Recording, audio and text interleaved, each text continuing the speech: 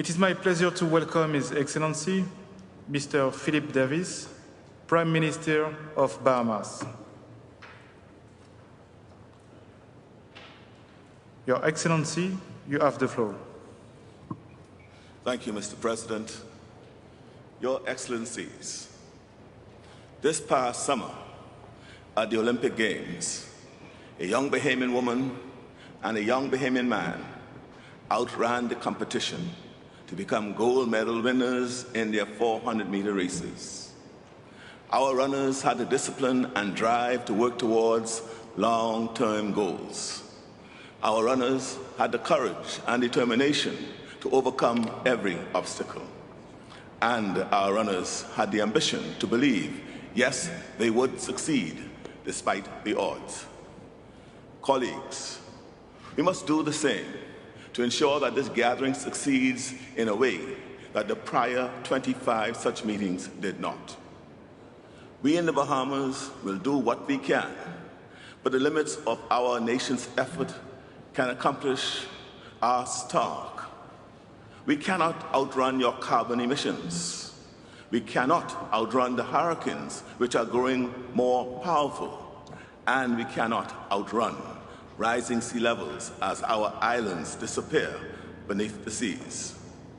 Hurricane Dorian, that monster Category 5 hurricane, which devastated two of our main islands, feels like it descended upon us just yesterday. We still don't know exactly how many died, and some people still tremble at the first drop of rain. But every day, our yesterday is already becoming your todays, and fast becoming all of our tomorrows. But today we can still do something. As I said to the General Assembly of the United Nations in September, you will only be safe when we are all safe. We are out of time, colleagues. A recent study declared that the Bahamas had the cleanest air in the world. Other studies have shown that our distinctive, beautiful aquamarine seas are a magnificent carbon sink. Our seas reduce the amount of carbon in the atmosphere. The Bahamas is not now and never has been the problem, but yet we are forced to pay the price. We are among the top 10 most vulnerable islands, nation states in the world. And the question I have for my colleagues today is, are we brave enough for this moment? Are we braver than our predecessors who led our nations at the previous 25 climate change meetings? Can we summon the courage and ingenuity and determination to succeed where they did not?